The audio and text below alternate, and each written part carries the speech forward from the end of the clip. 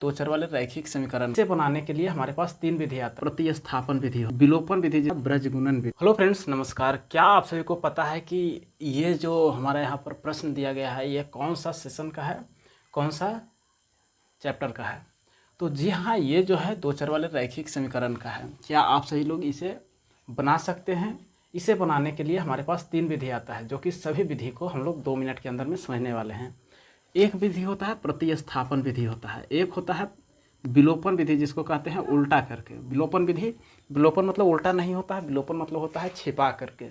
और एक होता है ब्रजगुणन विधि, ब्रजगुणन विधि। और ब्रजगुणन विधि को ही हम लोग आज समझने वाले हैं। तो ब्रजगुणन विधि से बनाने के लिए ज़्यादा कुछ नहीं होता है। यहाँ पर एक्स और वाई का एक फार्मूला होता है, तो उसी फार्मूला को हम लोग यहाँ पर यूज करने वाले हैं। अगर ये वीडियो आप सभी को अच्छा लगता है तो आप लोग सब्सक्राइब कर सकते हैं, अपने दोस्तों के पास शेयर कर सकते हैं और एक प्यारा सा कमेंट कर सकते हैं। और लास्ट में आप लोग ज़रूर से बताइएगा कि आप सभी को किस सेशन पर वीडियो चाहिए, किस पॉइंट पर। बहुत आसान तरीके से समझेंगे। तो इसको बनाने के लिए सबसे पहले हमें एक्स का मान चाहिए, एक्स का फॉर्मूला चाहिए, जो कि होता है B2CO1 और माइनस में B1C2 और बटा में क्या होता है, तो बटा में होता है A1B2 और माइनस में A2B1 होता है।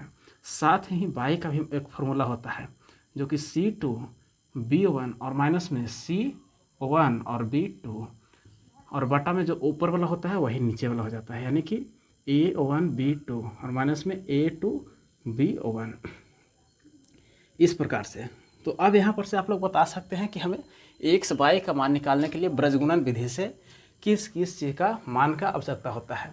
तो सबसे पहले तो यहाँ पर A1B1 और C1 और A2B2 C2 की आवश्यकता होती है, जो कि कहाँ से ला सकते हैं, तो इसी समीकरण से ला सकते हैं। तो ये एग्जाम्पल है। और यहाँ पर से A1 चाहिए, B1 चाहिए, C1 चाहिए। तो A1 कहाँ से लाएंगे, तो ऊपर में x का गुणांक यानी कि 2। B1 कहाँ से लाएंगे, तो 3। और C1 कहाँ से लाएंगे, तो ऊपर में जो अकेले होता है, इस प्रकार से। इसी प्रकार से A2 चाहिए। A2 कहाँ से आएगा, तो समीकरण 2 के x का गुणांक। फिर B2 कहाँ से आएगा, तो समीकरण 2 के y का गुणांक माइनस में 3 होगा। फिर C3 कहाँ से आएगा, C2 लाना है। C2 कहाँ से आएगा, तो जो अकेले चर पद है, सॉरी अचर पद है, वही हमारा C2 का मान हो जाएगा।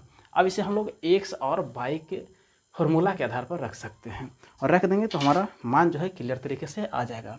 तो चलिए सबसे पहले x का फार्मूला लिखते हैं। तो हो जाता है B2CO1 माइनस में B1 और C2 बटा में क्या होता है, तो A2B1, यहाँ पर A1 और B2 होता है और फिर A2B1 होता है। तो इससे x का मान आएगा। फिर y का भी मान निकाल लेंगे। तो सबसे पहले x का मान ज्ञात करते हैं। x का मान ज्ञात करने के लिए B2 चाहिए। B2 कहाँ है, तो माइनस में 3 है। फिर C1 चाहिए। C1 कितना है, तो माइनस में 13 है। माइनस है तो माइनस लगाएंगे। और फिर B1 चाहिए। B1 कहाँ है, तो B1 भी यहाँ पर 3 है। और फिर C2 चाहिए। C2 कितना है, तो माइनस में 4 है। माइनस में 4 है। इस प्रकार से हम लोग रखेंगे। और फिर बट्टा में A1 क्या है, तो 2 है। और गुना में B2 क्या है, तो B2 हमारा माइनस में 3 है। फिर माइनस से माइनस लगाएंगे तो A2 क्या है, A2 हमारे पास 3 है। गुना में B1 क्या है, B1 हमारे पास 3 है। इस प्रकार से A2 क्या है, तो A2 3 है। मान को सही तरीके से रखना है, प्लस और माइनस को सही तरीके से देख कर रखेंगे, और माइनस प्लस को नहीं देखेंगे तो यहाँ पर गलती हो सकता है। चलिए इसे पहले गुना कर लेते हैं। 13 में 3 से गुना करते हैं तो कितना आता है, तो यहाँ पर 39 आता है। एक माइनस है और एक प्लस है, गुना करके क्या होगा, तो प्लस हो जाएगा। फिर यहाँ पर 3 में 4 से गुना करने पर कितना आता है, तो 12 आता है। यहाँ पर अंदर में माइनस है और बाहर में भी माइनस है, गुना होकर कितना हो जाएगा, तो ये प्लस हो जाएगा। इस प्रकार से फिर 3 में 2 से गुना करते हैं तो 3 दूना के 6 होता है। और यहाँ पर अंदर में माइनस है और बाहर में प्लस है, गुना करके क्या होगा, तो माइनस होगा। यहाँ पर 3 में 3 से गुना करने पर कितना होता है, 9 होता है। और माइनस है तो माइनस रहने देंगे। अब इसको हम लोग घटाने का प्रयास करेंगे, जोड़ने का प्रयास करेंगे। 39 में 12 जोड़ते हैं तो कितना आता है, तो 1 आएगा और 5 आएगा, 51 आएगा। और बट्टा में 6 में 9 जोड़ेंगे तो कितना आएगा, 15 आएगा। तो यहाँ पर माइनस में है, दोनों माइनस में है, तो माइनस में मान आएगा। और यही हमारा क्लियर हो चुका है। इसे और काट भी सकते हैं, जैसे कि ये 3 से कट जाएगा। 17 × 51 आता है और 3 × 5 = 15 आता है। तो कह सकते हैं कि हमारा क्या आया है, माइनस में 17 और बटा में 5 आया है। तो इस प्रकार से हम लोग एक्स का मान निकाल सकते हैं। इसी प्रकार से y का मान ज्ञात करना है, y का मान ज्ञात करना है। तो y का हमारे पास फॉर्मूला क्या होता है, तो C2 होता है। C2 कितना है, माइनस में 4 है, गुना में B1 है, B1 कितना है तो 3 है, माइनस में C1 कितना है, माइनस में 13 है, तो इसे ब्रैकेट के अंदर रखेंगे। फिर गुना में B2 कितना है, तो B2 हमारे पास माइनस में कितना है 3 है, बट्टा में A1 क्या है, A1 का मान हमारे पास 2 है। फिर B2 कितना है, B2 माइनस में 2 है, फिर माइनस है, माइनस लगाएंगे। A2 क्या है, A2 हमारे पास 3 है, और फिर B1 क्या है, तो ये भी 3 है। तो इस प्रकार से रख सकते हैं। यहाँ पर A2 चाहिए जो कि 3 है, और B1 चाहिए, तो इस प्रकार से कर सकते हैं। आगे यहाँ पर 2 में 2 से गुना करेंगे तो क्या आएगा, सबसे पहले ऊपर से गुना कर लेते हैं। तो ऊपर में क्या आएगा, A1 हमारे पास क्या है 2 है, और B2 हमारे पास क्या है, तो माइनस में यहाँ पर 3 है, यहाँ पर 3 होगा। 4 में 3 से गुना करने के बाद 12 आता है। फिर यहाँ पर माइनस, अंदर में 13 है और 3 है, गुना करने के बाद 39 आएगा। माइनस प्लस, माइनस को गुना करने के बाद प्लस आता है, और प्लस को क्या, तो प्लस को यहाँ पर प्लस को माइनस के साथ गुना करने पर क्या आता है, तो माइनस आता है, और यहाँ पर माइनस इसके साथ है, उसको भी लिख देते हैं।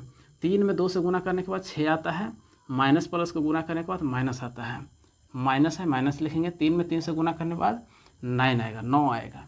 इस प्रकार से अब इसको जोड़ घटा करेंगे, हमारा आंसर आ जाएगा। तो यहाँ पर 39 है और 12 है, दोनों को ऐड करना है, क्योंकि माइनस में दोनों है तो 51 आ जाएगा, और इसको भी ऐड करना है तो ये 15 हो जाएगा। ऊपर में भी माइनस और नीचे में भी माइनस, क्योंकि सभी माइनस माइनस में है।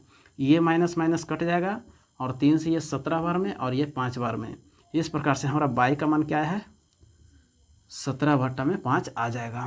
तो यहाँ पर लिखना है y बराबर, और यहाँ पर x बराबर और फिर x बराबर। तो इस प्रकार से हम लोग x और y का मान ब्रजगुणन विधि से निकाल सकते हैं। क्या आप लोग भी निकालना चाहेंगे? तो यहाँ पर एक एग्जाम्पल देते हैं, तो इसे मिटाने के बाद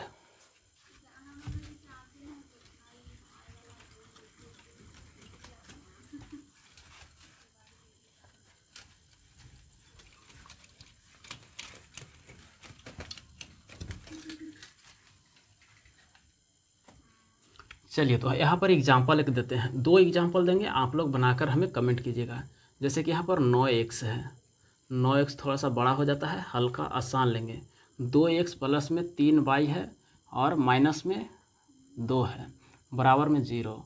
3x है और प्लस में 5y है, और माइनस में 5 है, बराबर में 0। ये एग्जाम्पल 1 है। एग्जाम्पल 2 में माइनस 3x लेना है, माइनस में 4y लेना है, और प्लस में 7 लेना है, बराबर 0। और इसी प्रकार से माइनस में 2 लिखना है, x लिखना है, और प्लस में 7y लिखना है, और माइनस में 3 लिखना है। तो इसे भी बनाकर दिखाना है। आप लोग सेम उसी पर प्रोसेस के अनुसार बना सकते हैं, जो कि x और y का फॉर्मूला है। तो धन्यवाद, मिलते हैं अगले वीडियो में। अगर ये वीडियो आप सभी को पसंद आया है, समझ में आया है, तो आप लोग लाइक कर सकते हैं और सब्सक्राइब कर सकते हैं, ताकि आगे भी इसी प्रकार के वीडियो को देख सकते हैं। और आप लोग कमेंट करके बताइए कि किस सेशन पर आप सभी को ज़्यादा जो है प्रश्न करवाने की आवश्यकता है, तो उस सेशन पर हम लोग यहाँ पर करने का प्रयास करेंगे। धन्यवाद, मिलते हैं अगले वीडियो में।